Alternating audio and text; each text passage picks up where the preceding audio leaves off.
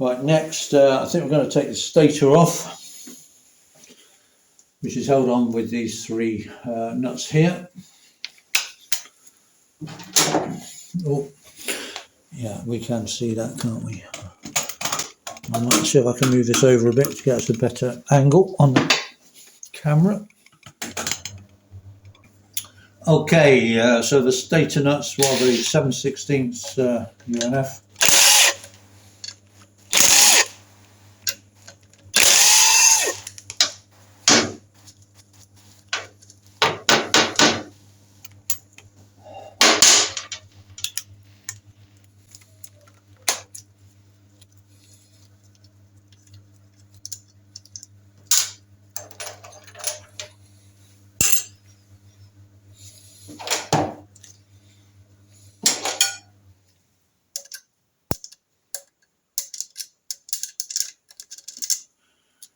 Getting the washers off, getting the washers off, there's always can be fiddly on these.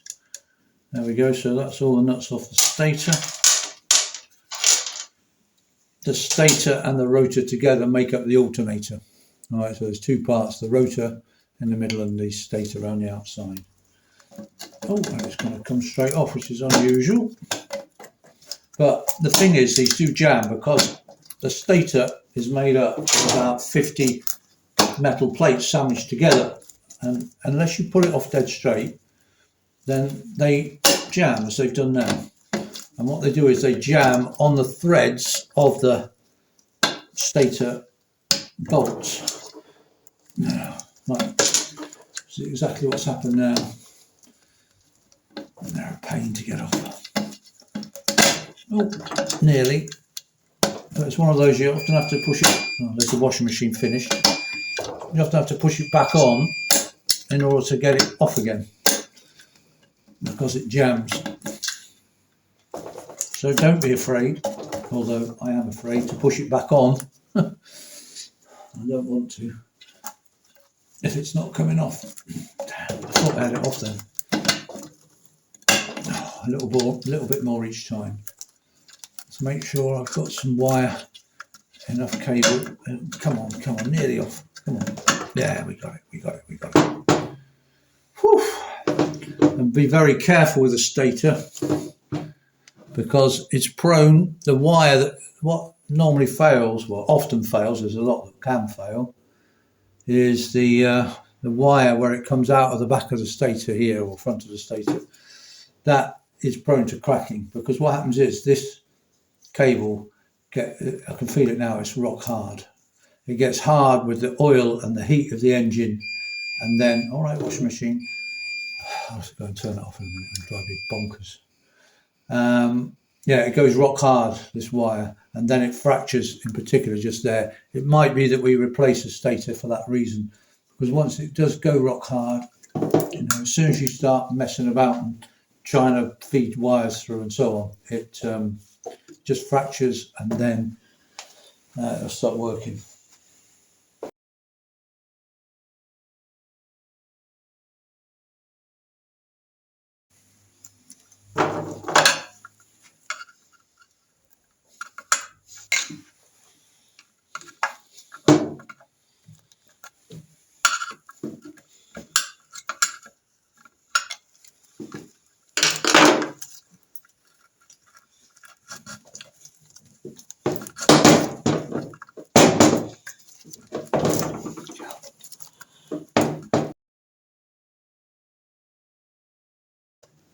Blimey, no, they don't want to come at all.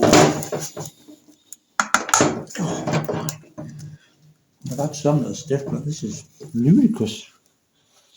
I'm just working, thinking whether I can cut that to grommet off. It's just the wire won't come through it at all. So I think that grommet is a bit like the cable itself. It's hardened over the years. God, bang.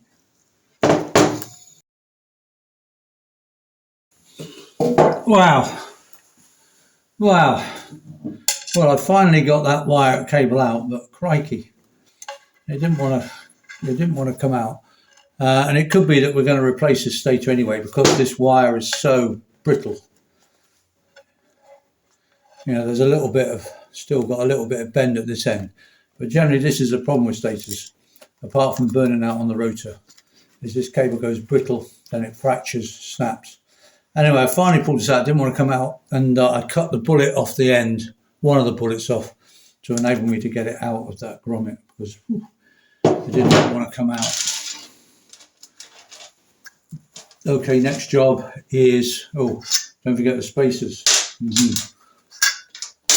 on the back of the stator mounting studs. Right, then we're going to get the rotor off, and basically we're going to use a couple of tyre levers, hopefully. Just one tyre lever in this case, and off it comes. Okay, yeah, and that's a big magnet rotor, so which is great because we're going to use that. And then I put all the nuts and things off the stator mounting on it. I'll put it in a bag, obviously, as well. But that's actually very good for. And keep all the nuts and things that come off the stator mounting on the. As a magnet, I just stick them on the rotor, and they don't get lost. And then there's a spacer. Can we get the spacer off? No. Okay.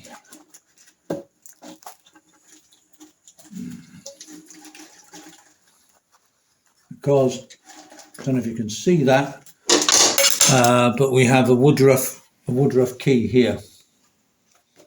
That's a Woodruff key there.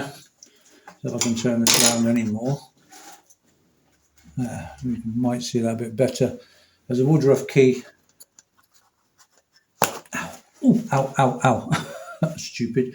And I want to get that off. Well, what I'll do is I'm probably going to tap it. It's gone out of line a bit. So what I'm going to do, I'm just going to tap it, like the back end of the Woodruff key is sticking up and it's stopping the spacer coming off. So now just tap it a bit. Good. And the Woodruff key has now come out. So again, I'm going to stick it on the rotor, because I certainly don't want that to get lost. And then the spacer comes off. It's the collared spacer. Are we right with that? I think we are. And then behind it, most importantly, is a shim. Let's have a look. Have we got any more shims? Is that another shim behind there? Not sure. So I'm not quite sure about those shims. I'll check on them. There's a lot of shims. I need to sort that out, because as I mentioned before, though, I thought the rotor was quite deep in the stator. So I think maybe there's something funny there. I'll check on that. I'm not sure. There's a lot of, that seems to be an awful lot of shims. There must be about 10 shims there.